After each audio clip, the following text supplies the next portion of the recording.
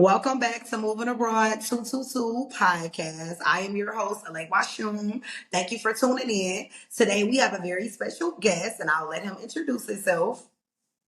Hey guys, this is Quentin Stroud, the Master Oracle, coming to you. I'm here in Malaysia and I'm having a wonderful time. I cannot wait to talk to you, Elawashun. This is fantastic. Ile, you say Ile. Okay, awesome. I love it. So we're gonna jump right in. We don't waste no time here. We're gonna jump right in and give the people what they came to see and hear. So where are you from originally? Okay, so originally born and raised in Alabama. I went to Auburn University and was able to leave there, God, 19 years old, moved up to Minnesota, from Minnesota down to Atlanta, from Atlanta to DC, DC to Florida, Florida back to DC, and then DC to California. And then I left the US. Okay, So so I you've lived been all doing a over. lot of traveling. This is not new to you. Well, I've been doing a lot of moving. I've been doing a lot of Okay, moving moving. around. Yeah, but it wasn't until COVID that I actually really left the country for real, for the first time, except doing like a little cruise or something. But it wasn't until after COVID that I really left the country. Okay, and made it official. Okay, Right. so what exact year was that when you say you left? So my first time traveling abroad, I went to Italy, Okay, and that was in 2019. And okay. then right before 2018, right before COVID hit. And then after COVID hit, of course, it got shut down. And then we opened back up. Thailand opened back up in 2022, January. And January 21st, I moved to Thailand, Southeast To Asia, Thailand. Okay. So of let's 2022. go back in steps. So you say Italy Yes. first.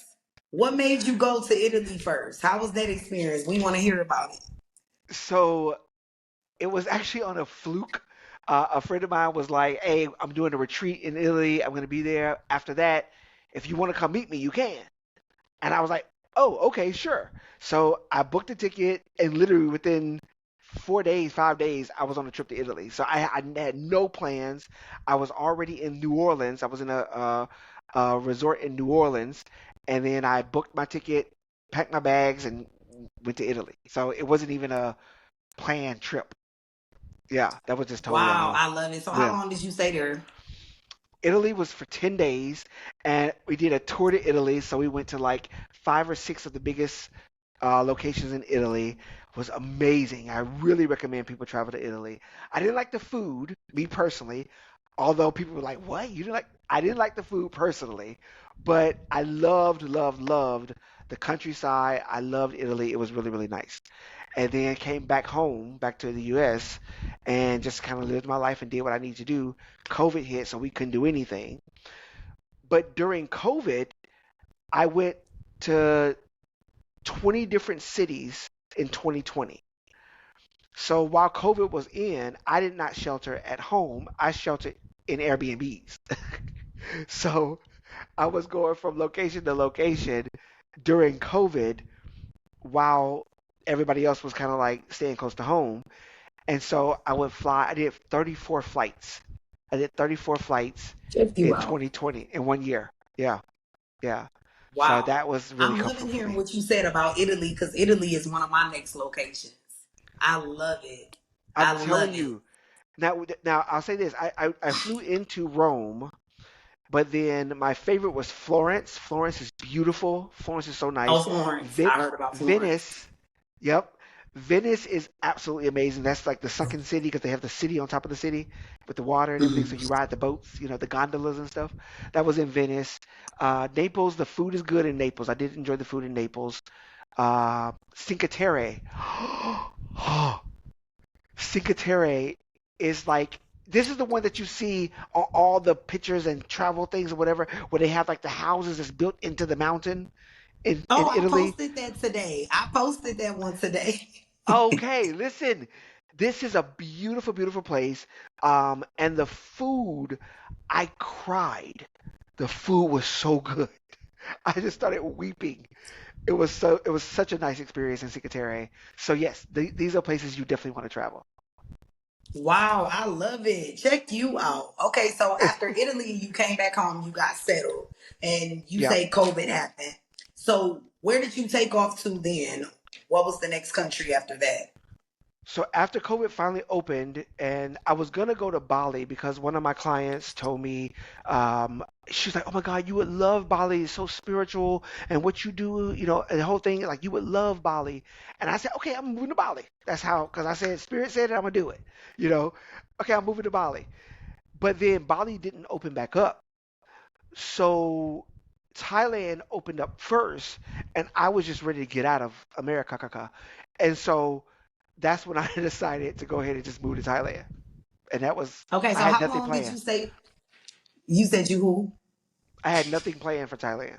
It was not even Nothing playing. You said you just showed yeah, up. yep. I got an Okay, so Airbnb.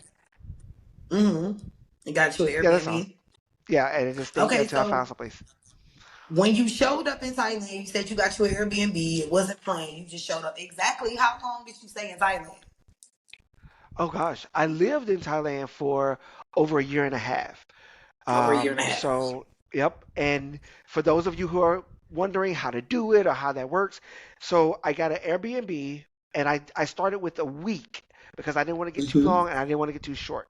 So I did a week, and as if I didn't find a place, I would extend it. And if I didn't like it, I could just leave, right? Hmm. So I did a week Airbnb. While I was in my Airbnb, I started looking for places, and I start getting on the motorbike and going to places to find an Oh, I love apartment. it. hmm And so we found this one place on Facebook Marketplace, and the lady was absolutely amazing, very, very nice lady. And she helped me get into this place. And because it was COVID, she was very forthcoming because obviously they wanted to get the place rented. And so that's how I found my apartment. And it was huge. Okay. I It believe was it. it was a one bedroom, one bath, but it was an older unit, and so it was really, really large. And I had so much space. I could turn cartwheels throughout my whole house. So from the bedroom to the dining room to the kitchen, I could turn cartwheels. It was that big. And I was only paying like 315 a month, 320 a month. Yeah. Wow. So, what was your experience like in Thailand? Like, okay, so you went to another country beforehand, so you kind of got a feel of coming, going to a new country, coming to a new place. But when you got to Thailand and you stayed there for that long period of time, what was that like adjusting, as a foreigner on new land and especially a country, an Asian country, right? So how was Yeah. adjusting? How did that go? So I'm more of a foodie. And so for me, if the food hits, I can deal with it, right? I'm a foodie. Yeah. So what my first thing I do is I'll explore the city, of course. I'll get online, find things to do. I'm not really touristy, so I didn't go to a lot of the tourist spots, but I Okay. would go to different places. And if I find some places that I really like, that will be I call it my anchor points. So those will be my anchor points. So I know I'm going to this cafe. I know I'm going to this restaurant. I know I'm going over here to, meet up with some people down in they call it what is it called? Old town, old city, the old city. Mhm. Yeah, in the middle. And so I would find these anchor points. Once I got my anchor points, the rest of it is just I live my life in between the anchor points. So if I find a new place, if I find a new store, if I find a new clothing, if I find a new location, I'll set my anchor points and I'll go from there. For me, the adjustment wasn't hard because I was easily able to find things that I really liked. Um, and I'm a very good people person, like you and I connected instantly. Mhm. Um, and so I was able to find friends and people that I could talk to or connect with in Thailand. So it wasn't really hard for me to adjust. I think it's more scary in our heads than it is in actuality, Absolutely. because what I say is this: wherever you go, there you are, right? Mm. Wherever you go, there you are, and you take you with you wherever you go. And so the Absolutely. the kind of person you are in America if you don't do the right shifting and changing and putting stuff or whatever, you're gonna take that same person somewhere else. And you're gonna still be dealing with the same stuff and the same dramas and the same issues and the same if you don't do the shift work first. And so for me, it was just I know who I am and I know when going there, I know what I want to experience. And so it was an easy shift for me to make that experience. I love it. You broke that down so good. So I feel like that's a tip, you guys, that people should listen to. Find the things that comfort you, that you enjoy, Yes. and try to stick to that. Especially when it Mhm. comes to maybe your favorite market, your favorite restaurant, or just, I don't know, a park or the water, just different places where you feel comfortable. Because if you feel comfortable, it'll be easier for you to like adapt, get out, do more of that. So I love that. That's a good tip. Yeah. Yeah, and what I think what we all want at some point in life is to feel comfortable with our surroundings, feel comfortable with whatever we want to make a place into a home, when it feels like home. And so, what's that song? Home by on the Wiz. Dorothy sings that song "Home" from the Wiz. That's one of my favorite songs. But Uh, um, but we want to feel like home. And so yeah. go somewhere and find things that make you feel like home. And then the exploration and the other things will come in between those moments that you feel at home. And so for me, going to Doi Intanon up in the mountains of Mm. Thailand in Chiang Mai, to me, that was a vacation. Although I live in Thailand, so Thailand was home to me at that point. And oh, you know what? I'm gonna book a trip. And we gonna go up to Doi Intanon. And so I booked a ticket and we went up to Doi Intanon and we walked and hiked the mountains instead of that. That was a vacation still in Chiang Mai, still in Thailand. So it just if you live like you at home, you'll never not be at home like a turtle. Ooh, that's it. If you live like you at home, you would never not be at home. Okay, I love that. I love that. And you gonna have to share that location with me so that we can go visit. Cause I've been saying that I wanted to go stay up in the mountains. It's this particular one place that a lot of popular creators, I guess you can go to. Yep. It's like white and it sits right off and it's like a bedroom you can see out. And I've been saying that I need to go up Ooh. there and visit because Yes. it's beautiful. Yes, the mountains is Yes. beautiful. So you're gonna have to give me that information. I definitely want to visit that place. I love it. For I sure. love it. I love it. Okay, so where were all the locations that you specifically stayed in Thailand? Was Chiang Mai the only place, or did you go to you like explored all over? Well, so I started off actually the Airbnb. I started off in Bangkok, Thailand, Okay. and I didn't really like Bangkok at first. Um, Hmm.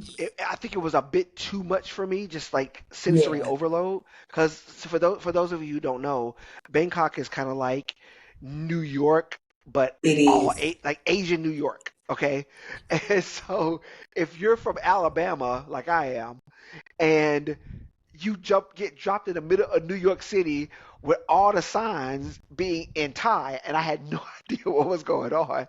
Yeah, that's a Um, lot. it was sensory overload. Although I was able to um, make a space for myself for a minute there, but then I eventually just took the bus. I took the bus up to Chiang Mai, and that's how I made the shift. Later on, for my vacations in Thailand, I would go to Krabi, I would go to Phuket, I would go to some of those other, popular destinations. I still haven't been to Pattaya, but I would go to some of those other popular Chiang Rai, stuff like that, the White Temple and stuff. I would do those things as vacations because I live here now. So I didn't make Thailand a vacation. Oh, I'm on vacation.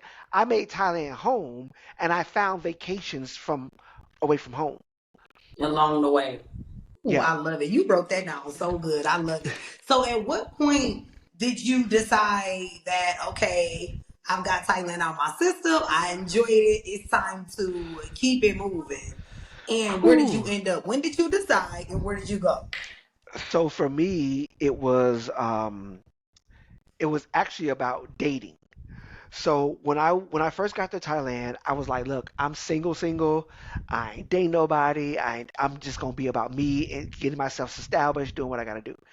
After about a year of that, I would say probably like from January to like November, I was like, okay, I think I'm ready to start dating again, right? And so when I started dating again, that's when the Philippines came on my radar because living in Thailand, the language barrier is a thing for sure. I mean, obviously, For you're gonna meet sure. you're gonna meet people who do speak some English, but by and large, it's still gonna be very broken and it's a little bit more challenging. Philippines, of course, English is their second native language.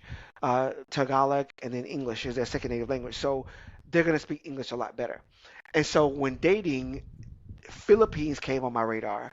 And so I was able to connect with somebody from the Philippines, and I actually ended up moving to Iloilo City, which is in the southern part of the islands of Philippines.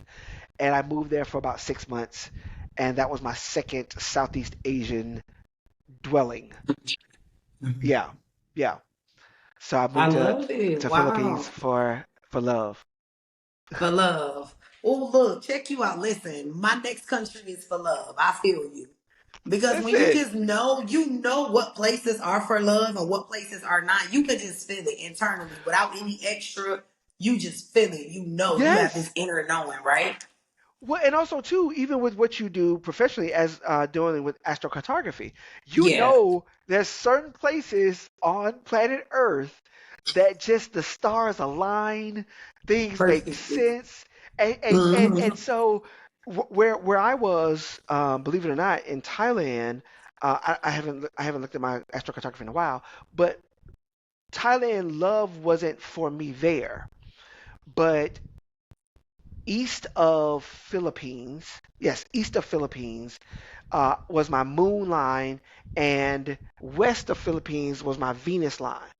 And so things were kind of like it was a good spot. I'll say it was a good spot A good, right, to kind right. of A good territory. yes I to love kind it. of bounce in between that and get some vibes. So yeah. And I probably need to do a consultation with you again to for the first time to get my astrocartography read for my next big trip, my next big move.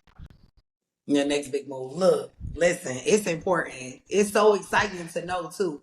Okay, so you've been Yes, moving around.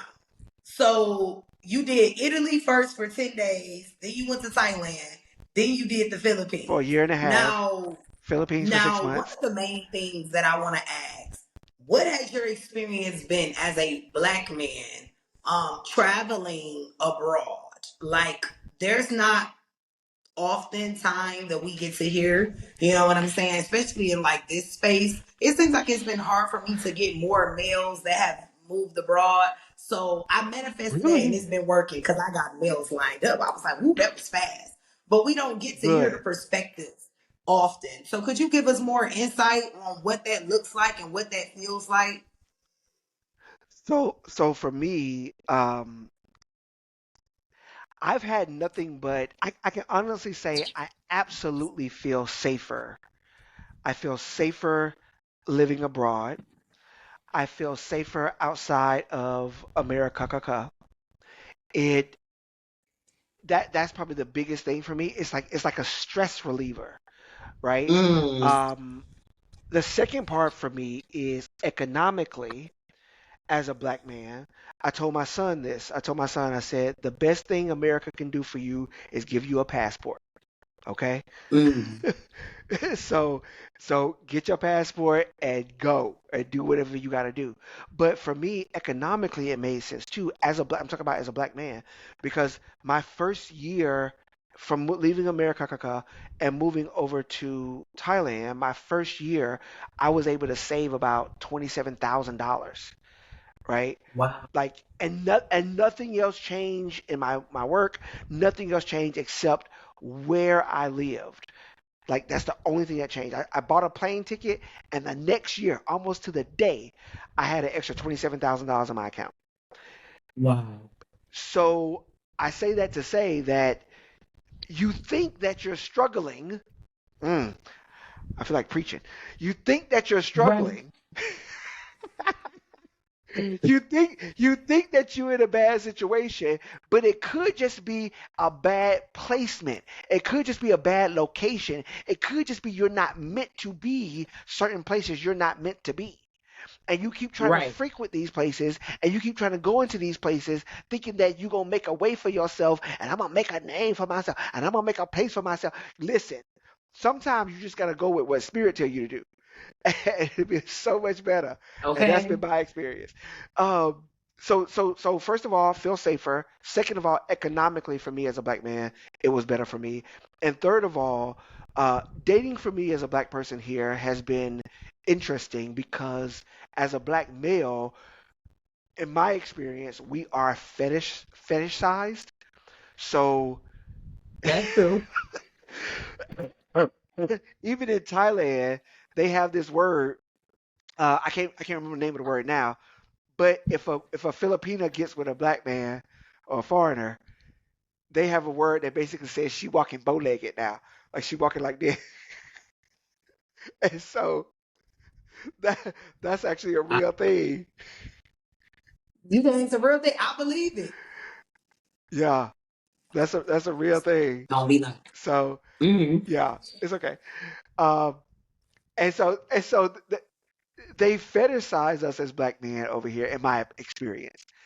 That doesn't necessarily mean they can't be sincere with relationship, but it just means that that might be you might get caught up in the caught up real easy if you're not careful. Yep. So I've brothers, heard that. come over I've here, but heard be that. careful. Yeah, yeah, I've heard that. I've heard that that is a real thing. So that's interesting to say that. And I feel like a lot of people do care about dating. So guys, you got to make sure that this is a place where you are interested in finding a potential partner. You know, because if dating, this might not be your location, or it might be a great location. So you just have to know. You know what I'm saying?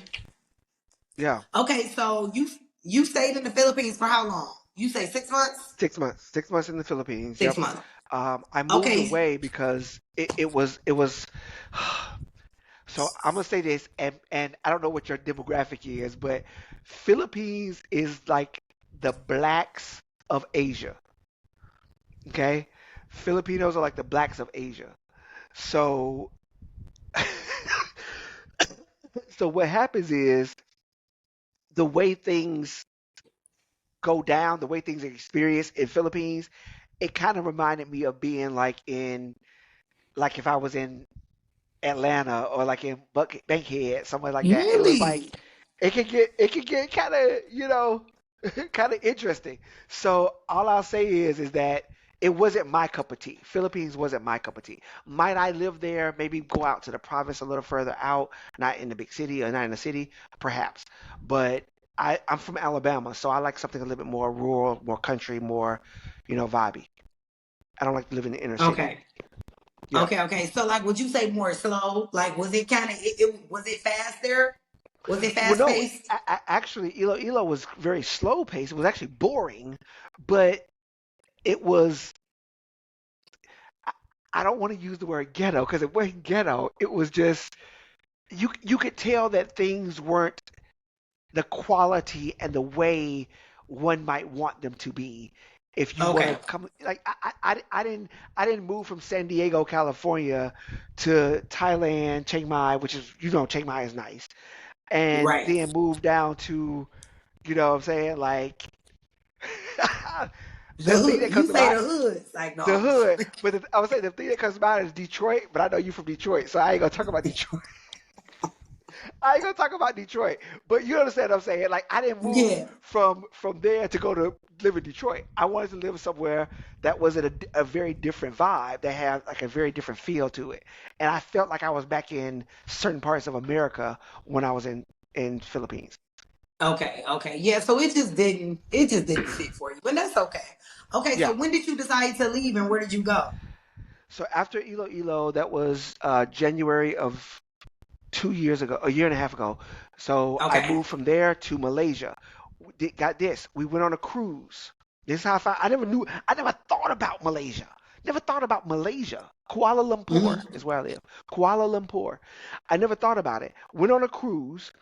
On the cruise, we went up to Penang and Klang, Port Klang, which is a part of Malaysia, and we took an Hmm. excursion from Port Klang down to Kuala Lumpur, KL, and Hmm. I was floored. I was floored when I saw. KL, and I saw this city and I saw what it was given, and I saw it reminds me of Chicago. It reminds me of like very nice. It was just amazing. And so I knew then, I said, I'm moving back here. And I went back to Iloilo, and probably within, that was in December, that was in October, November, December, January. So within 90 days, I was out of there. You were out of there.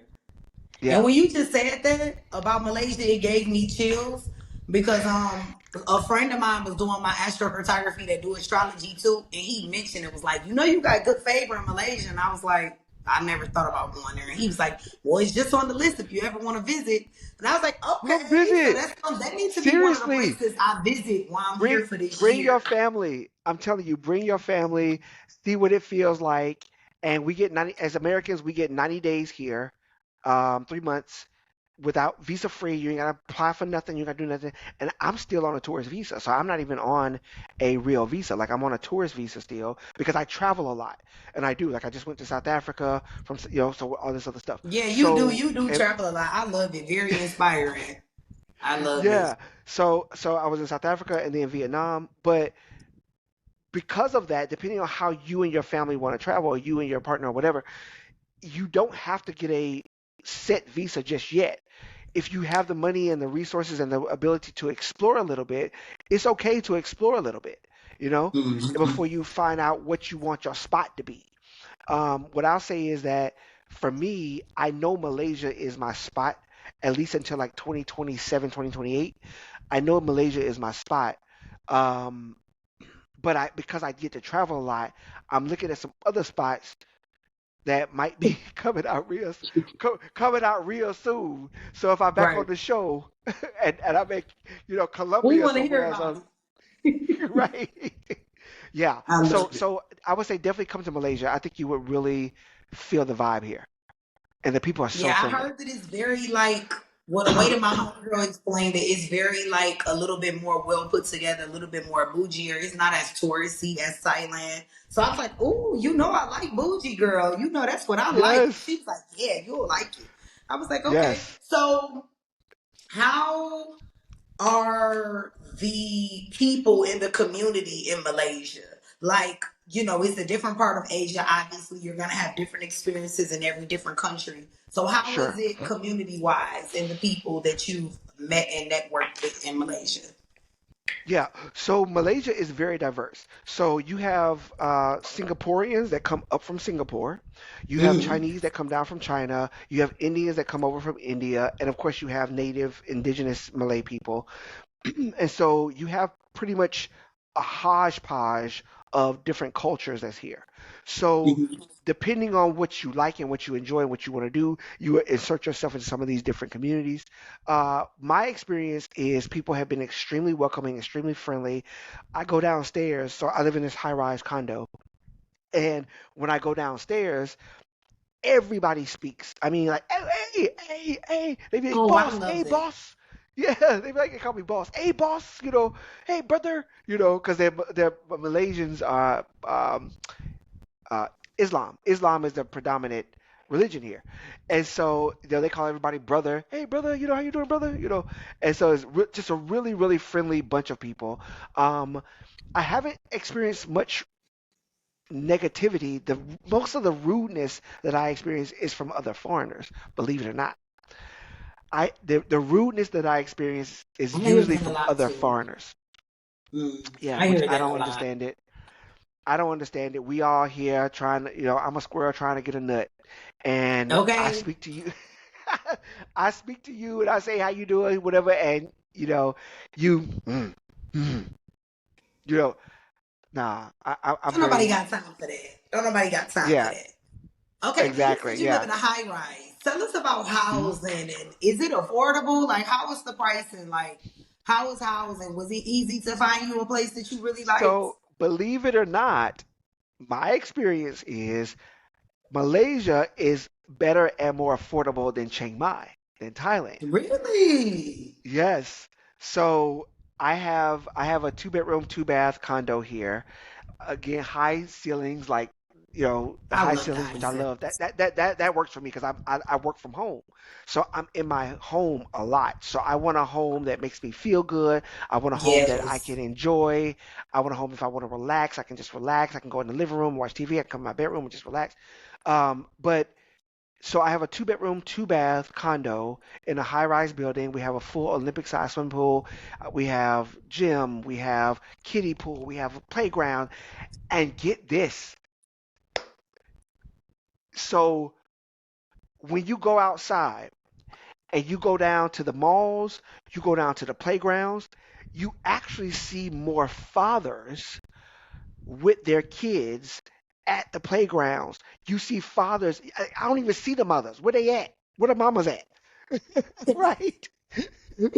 I feel like all these men out here with their boys and their girls and their daughters and their children, and they pushing them on the swing. They having a good time. They're being good parents, good fathers. And I love that. I love that because you don't always see that in other parts of the world. You know what I'm saying? Hmm.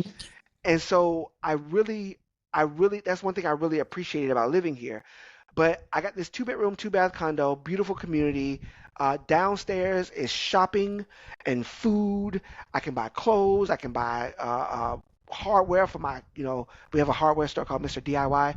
We could do all your DIY stuff and stuff like that. Hmm. All of that, I paid $360 a month. Really? $360 a month for a Wow, two-bedroom, that two-bath is a condo. good Yeah. price.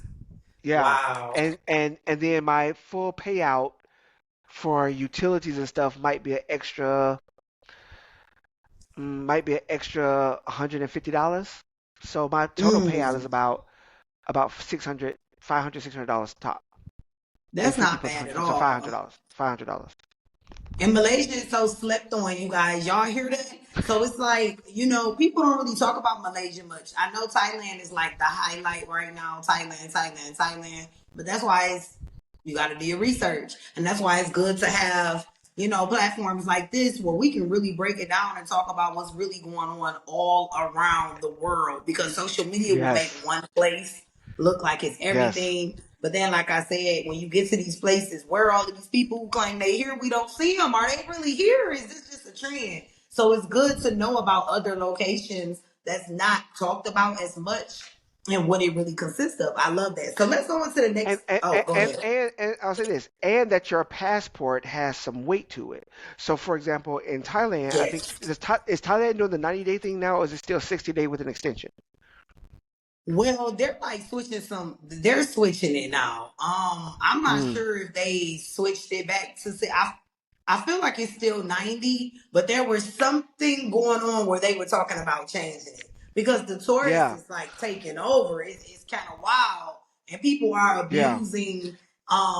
They're abusing these privileges, Mm-hmm. obviously. So they're buckling down Yep. on things. But yeah, I think it's still 90, but they're working on trying to Okay. do it back to 60. But it's like 60, something like that. But yeah. I say all that to say is that go somewhere where your passport has weight on it because it buys you time and you don't have to worry about and deal with immigration as much. I don't talk to immigration unless I'm at the airport. I don't have to do extensions. I don't have to do none of that because I get 90 days here. And then by 90 days, I'm about to go somewhere else anyway. Like right now, we got a retreat plan coming up. And then after that, we got a cruise from Singapore down to Australia, a 15-day cruise that we're doing. Look at And so, you. I love it. yeah, Period. yeah. So go somewhere where your passport has some weight on it and your money stretches far. It's gonna bless you. Where your money stretches from.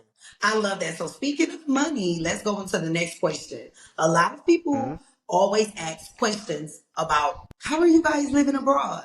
Where are you getting this money from? Is it savings? Are you working? People just don't think that we can do this and still be able to make money to live these lives. So can we break down your life as far as what you Elay, do living abroad? let me tell you something. I got an apartment in San Diego. So this is when I was living in California. I got an Hmm. apartment in San Diego. I spent a grip of money furnishing it. I wanted nice furniture. I wanted to, you want to live nice. Yeah. And when I decided to move abroad, I was like, I can't take any of this stuff with me. So I put it on Facebook Marketplace. I said, everything not nailed down must go. Just make me a fair offer, is what I said. That was my ad on Facebook Mhm. Marketplace. And people started hitting me up. And some stuff I got, just got rid of really quickly. Some stuff it took a little bit longer to sell. But I actually moved out of the country with nothing but $2,700 to my name. I had $2,700 to my name. And I didn't have anything else saved, and I had two suitcases. And so after buying the ticket, after buying luggage, paying for the luggage on the plane, well, actually, no, the luggage was free because I was flying international. So after buying the ticket, I had $2,700. I had already paid for the Airbnb, so I took care of all the main things, you know what I mean, Important things, before I right? left, right?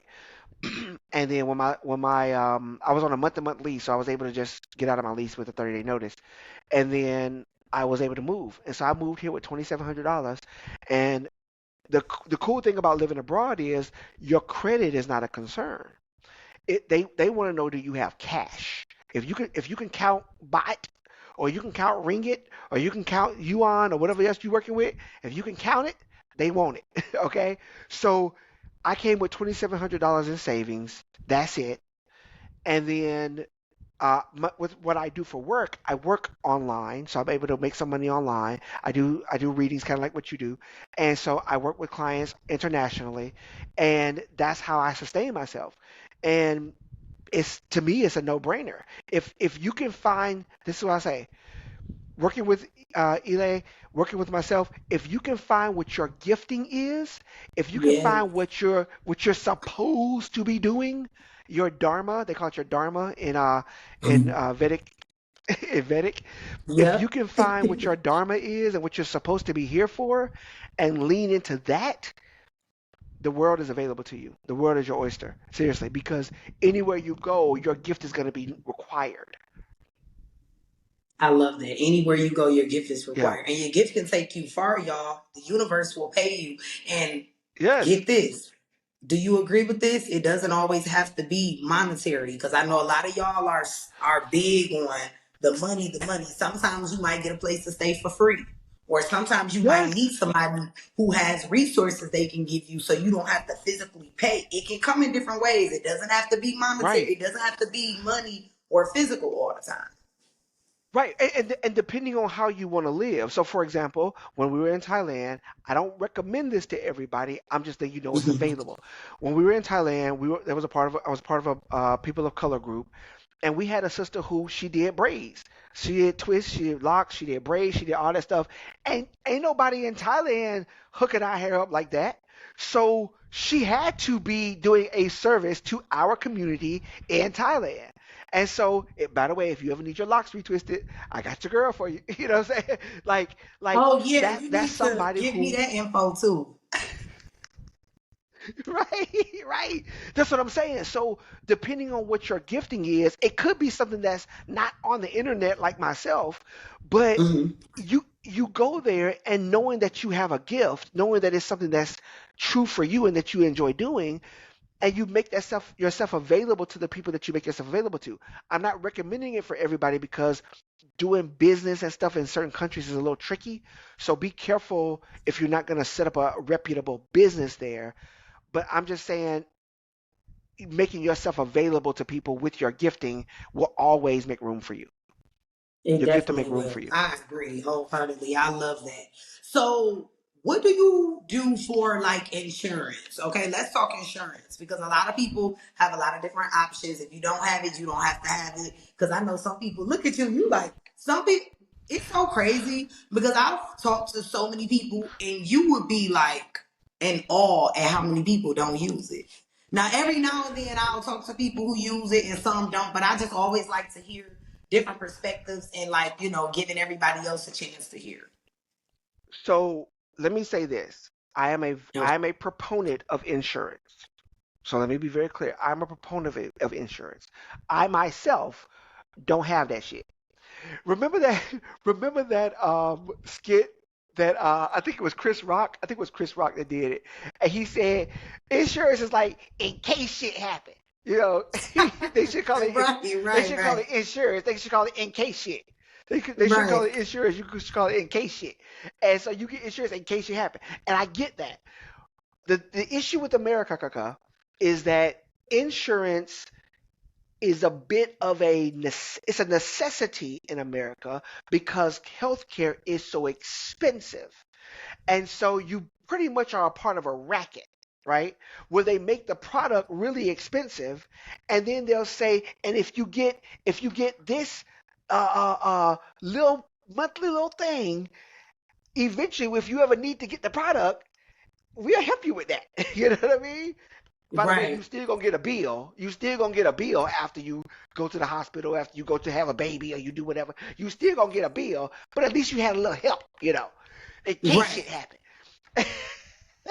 In Go case. look up that skit. Go look up that skit on YouTube with Chris Rock talking about in case shit. It was just hilarious. My point is this: in some of these other countries where the healthcare is amazing, I go right downstairs. I get on the elevator. I press ground floor. Walk out. Next door to my main door, the door I walk out of, is a clinic, RC Clinic. And Mhm. RC Clinic is a lady there. You can get your labs done. You can get your physicals. Really? You can get strep throat if your baby's sick, if they need some whatever. They'll take care of all the things. And at the end of it, maybe you paying out about 200 ringgit, which is about $40 Mm. Oh, for a visit. for a visit. Right, right. So Wow. I don't pay for insurance when for those matters. Now, if there's something that catastrophic that were to happen or something that big happens, I totally understand people maybe want to have insurance for that. But for me personally, um, I have access to all my medical care, all my medical needs are here, and all my medications and stuff like that, everything I need, all that stuff is right here, and I pick it up and I'm back home. I love it. Oh, I love and, it. I and love cancel it that so because much. my medications I can get them delivered right to me. I love the transparency, by the way, because I feel like people think that you gotta have it mapped out and everything's gonna be perfect. You're gonna have insurance. You're gonna have the money you need, the job you need. Da, da, da. What y'all fail to realize, a lot of us are still figuring this shit out daily. Am I correct? Yes. We still figuring it out. We're just strong enough to not let these things stress us out, or we're just handling it. So, like you said, in case shit happen, if ain't nothing It, happening, what am I right. really, what do I really Right. Now, need? now in your case, you have kids and stuff like that. So it's a little bit of a different scene, right? Mhm. Where it's like you might want to have something that's already established just in case, because you never know when something might happen. Somebody might break a leg, cancel that. Knock on wood. Right, right. But Or just anything. anything, yeah, anything could happen. And so in your case, that might be something that people need. So I'm not knocking it. I am a proponent of insurance. I just personally don't have it because my lifestyle and me being, a male and da da da. And I don't prioritize that, me personally. Right, right. Well, yeah, it's to each his own because we don't have it right now. Because, I'm a herbalist Right. and I'm a healer, so I know what to give. I mean, my son got a cold right You take now. care of your kids. He's taking what I gave him. We don't necessarily have to go to a doctor. So, like you said, it Right. depends on the cases and the situations, and if you know your child or Yeah. if you know your person. So I like that. Now, if you're smart coming from America, I would definitely look into having an HSA, a health savings account. It's tax deductible or tax deferred, and Mhm. it's a much better plan than having insurance per se. So I do have a HSA account, and so any of my medical expenses. So let's say if God forbid I had to go to handle something at a bigger bill, that's a bigger bill. I can pull from my HSA from America, Mhm. and they pay it over here in Malaysia. So I don't put money into a freaking insurance company. I put money into my HSA that grows in the market without taxes, and I still am able to pull from it to pay for my medical bills when I need to. So you just gotta, it's a different way of thinking. You know what I'm saying? Right, right. And I like that because some people can just prepare. You know what I'm saying? They can just prepare. If that's what you Right. feel like you should do, if you feel led to Hmm. do that. Because a lot of people ask that question. And I truly feel like it's based on you as an individual, what you feel like fits you, you know? Yeah, for sure. Okay, so you already said as far as visa, you just do tourist visa. So what's your insight on visas? Because I feel like there's two different sides to it. Some people say, hey, don't do this, do this. Some people say, hey, don't do this, do this. So what is your perspective on visas and what insight could you give to the people? My philosophy is I'm a world traveler and I enjoy being a world traveler. Um, I am a U.S. citizen, so I have not expatriated from the U.S., so I still have a U.S. passport. I'm still some people put expat. I'm not really an expat because I haven't expatriated. I'm just a world traveler. But as a world I traveler, love that. mhm, I keep my tourist visas wherever countries allow my citizenship to carry over, right? At some point, I do want to get a like a digital nomad visa here or a um, the golden visas when my money is where I want it to be and I can just buy. I'm just buying a motherfucking passport. You know what I'm saying? I'll do that $250,000 and just Right, buy it. right. I do want to get to that level. I ain't there yet, but so at some point I think I will ultimately expatriate and just have either dual citizenship or having some other stuff going on. But right now I consider myself a world traveler and I enjoy that. And I'm not saying that just to reset my visa. I actually just like to travel. So I know at some point I'm going to go outside the country of Malaysia. So why do I need to get a visa? And I know in 3 months I'm probably going to be going. My next trip is to Bali, or the next trip is to Thailand. I got a trip to Thailand coming up. Then the cruise, and then after that going to South Africa to Cape Town. Then after that going over to Colombia or whatever. So I have these things already kind of planned out in my head that I don't need, I'm talking about myself, I don't need to get a visa right now if I don't have to. Your family may be very different, right? For those of you who are watching, your family may be very different. You might need to get everything set up and established in the country so that your kids in school, and they probably are homeschooling, but your kids are doing whatever they have to do, and you don't have to keep bouncing out, with the whole family and stuff like that. It's totally up to you. It's different for everybody. I love that. I love how you hit on world traveler because that's what I identify as.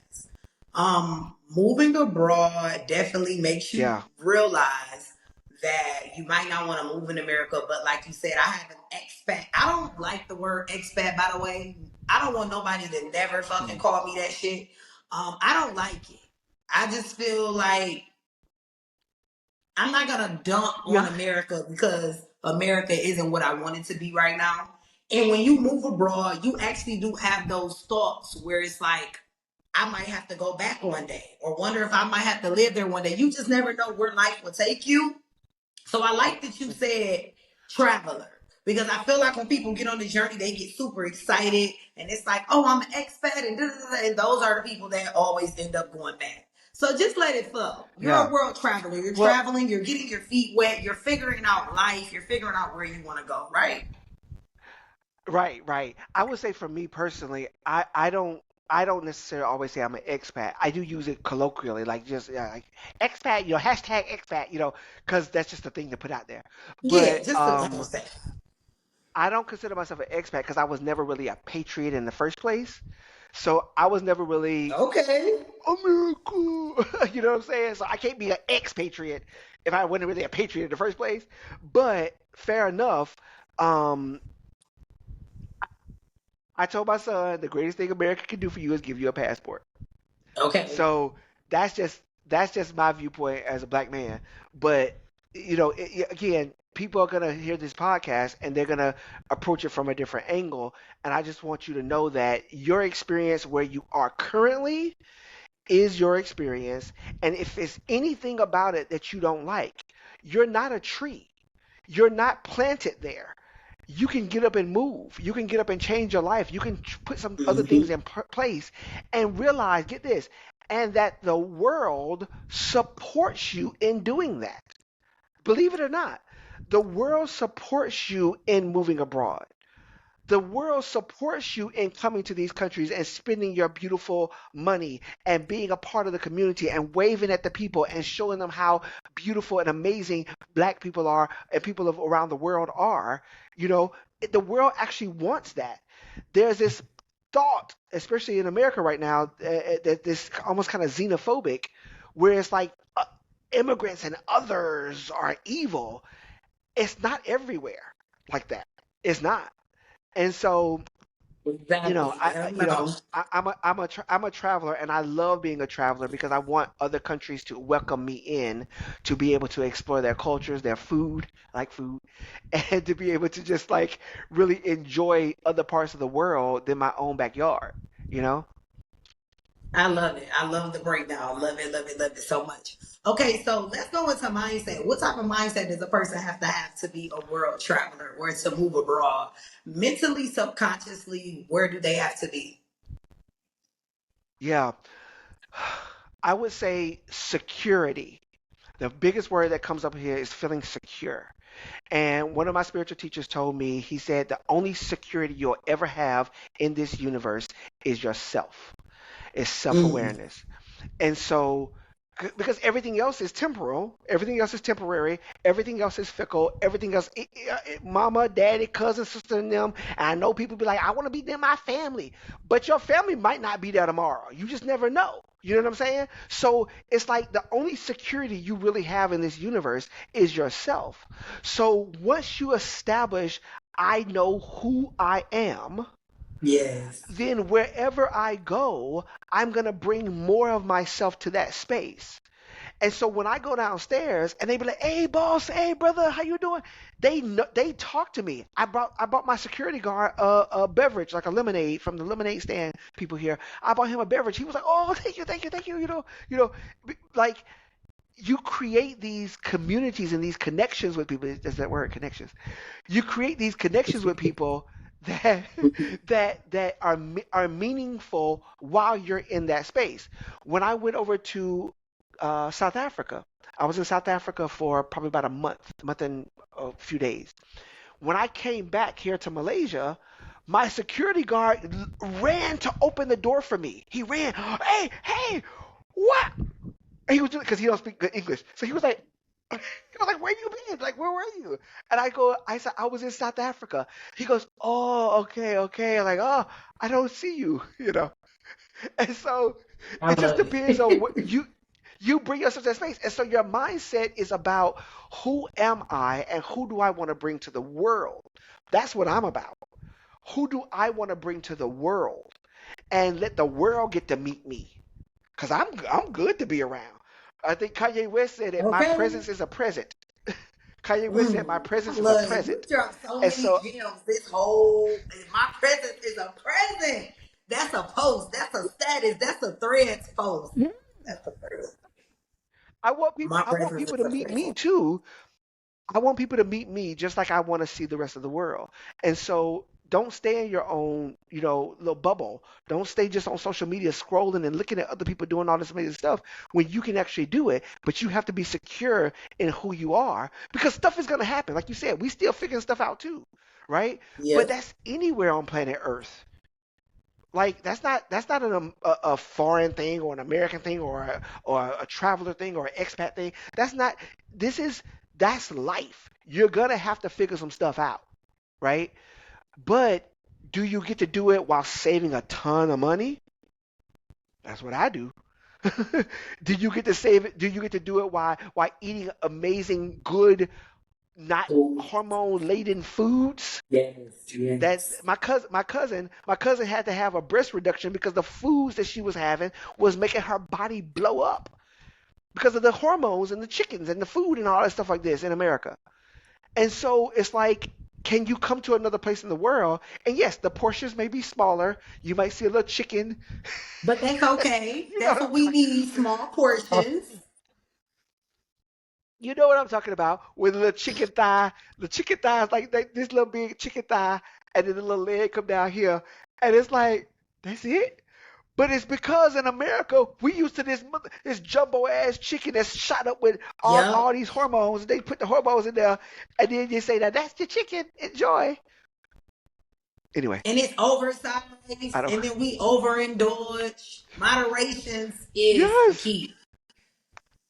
right, right. So all I'm saying is that knowing who you are and what you want to bring to the world, I think is the biggest launch pad, the biggest launch pad for you to get out of your own backyard and start to travel and to move abroad, per the name. That's the way to do it. Know who you are and what you want to present to the world. Know who you are and what you want to present to the world. Key. I love that. So my last question is going to be, if anyone came up to you and told you they were interested in the journey of moving abroad or being a world traveler, what advice would you give to a person? Like, what steps should a person take if they wanted to start this particular journey? I would say start off talking to people who have already done it, like yourself. Start off talking to people who have already done it because I think there's strength in numbers, and I think that belief uh, belief comes from hearing. I think scripture says faith cometh through hearing, hearing by the word of God. And so faith cometh through hearing. And so by hearing this over and over, listen to this podcast. Look at how many people Eli is interviewing. Look at how many people are literally doing this and loving it. Mm-hmm. Faith cometh by hearing, right? And so then when you talk to us and you have these conversations and we break things down for you and you see that I think I can do that too. So that's the first step. The second step I would say is to start to find out how you use money. Hear me. And this could happen back at home, like back in America where you are now. Mm-hmm. How do you use your money?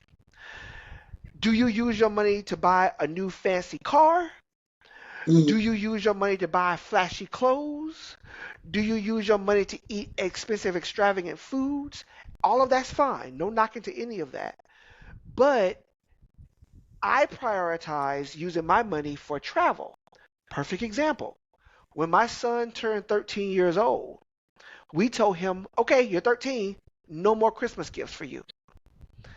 And so every year for Christmas, his Christmas list would not look like toys and shoes and clothes and da da da. His Christmas list looks like countries. I said, so every year, your Christmas list, I want you to write down some countries you want to go to, and we'll do the calculation, we'll figure it out, and we'll see about getting you to that country. He wanted to go to the Dominican Republic one year. He was 14 years old. He wanted to go to the Dominican Republic. And I said, why you want to go to DR? He was like, Dad, have you seen the women? It's like, I love it. what are you talking about? But he wanted to go to DR because he wanted to look at girls. My point is that every Christmas break or winter break, when he would get back to school, his friends would show him they new shoes, they would show them they new jackets, a new whatever, and he would say, "Oh yeah, I just got back from DR, had a wonderful time, went to the Great Wall of China, had a wonderful time." Da, da, da. He came back with a whole different experience. Same money now. Let me That's be clear. deep. The It's about how do you use your money. Money is just a tool. And so if you're using your money to have the lifestyle there, that's going to be where your treasure is stored up, right? I store up my treasure in heaven, right? In the sense of being able to be free, being able to be free. And that's how I store my treasure, and I get to be free in doing it, and that's what I did. So I would say talk to somebody, figure out how you gonna spend your or how you use your money rather. And the last thing is I would say just bite the bullet and buy a ticket, buy a one way.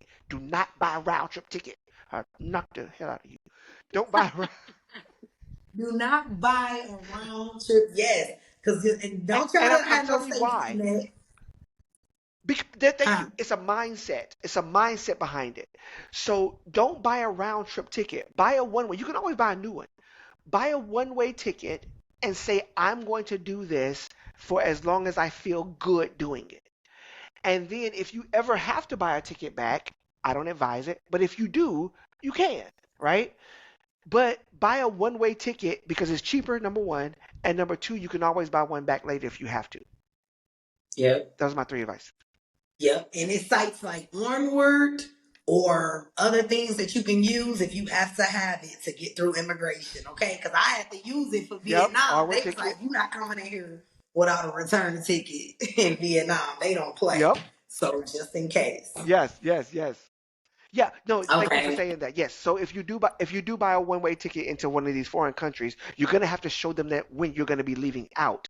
You can use different things like onward ticket and stuff like that to show them that I'm leaving, so just let me in for now. And Right, then right. Look, yeah, do what you gotta do with it. I'm doing a Yeah. test run. Let me check out the scene. Yeah. Yeah, yeah, I yeah, love it. yeah, This yeah, for has sure. been such an impactful, powerful episode. I love when I feel like people can get deep and they're authentic with it. Like you're not scared to be like, Yes. hey, this is what I did. This is my truth. Because your story not gonna look like everybody's story. My journey not gonna be like your journey. We're all so different, but what works for you works for you. And we got to hear about it. I love Right. it. I love it. And that wherever you go, there are Mhm. universal principles that apply. And I want you to understand the experience that you're having in America is not an American experience. I want you to hear this. Mm. It's a universal experience that you can have anywhere. When I go downstairs, I see Maybachs, I see Rolls Royces, I see Teslas, I see whatever right downstairs in my condo community, right? And I only pay $360 a month. So I want you to understand, my neighbors driving Rolls Royces and Maybachs and Teslas and whatever, but paying 360 a month. Do the math. The So man, right? I was it's about to say it's the it's not dude. it's not an American experience, and I want people to understand that they think that if I want to live this lifestyle, I got to be doing it in America. No, you don't, boo. You can do it anywhere because it's a principle. You're dealing with universal principles here, and you just Mm. happen to be having been born in America and dealing with an American mindset. Now take that same awareness and go other places and experience life the way you wish to live. I don't need a Rolls Royce. I like Grab. Grab works for me, right? Me too. I haven't driven a car in I haven't driven a car in 3.5 years. I'm Really, chauffeured around. Yeah, I haven't driven a car in three it's and a a half great years. I'm experience. chauffeured You around. drive, I'll sit back and scroll on my Yeah, phone. yeah. I sleep. I'm good, and I wake up. Wait, are we here? Okay, thank you. Come clap, come Yes, clap. yes, right, right. I love it. I love it. Well, thank you so much for taking the time to share your journey with us today. This was lit. I love it. For I love when sure. people can just be authentic, and that's what I promote. I Yes, promote authenticity. yes. I've been working on saying that word because I always fuck it up, and I got it. I did good. Okay, Hmm. authenticity. No, Authenticity. but That's right. really, seriously, Yes, I love that. I love when people can be their true, authentic selves, and even in the midst of this journey, I yes. like to promote that.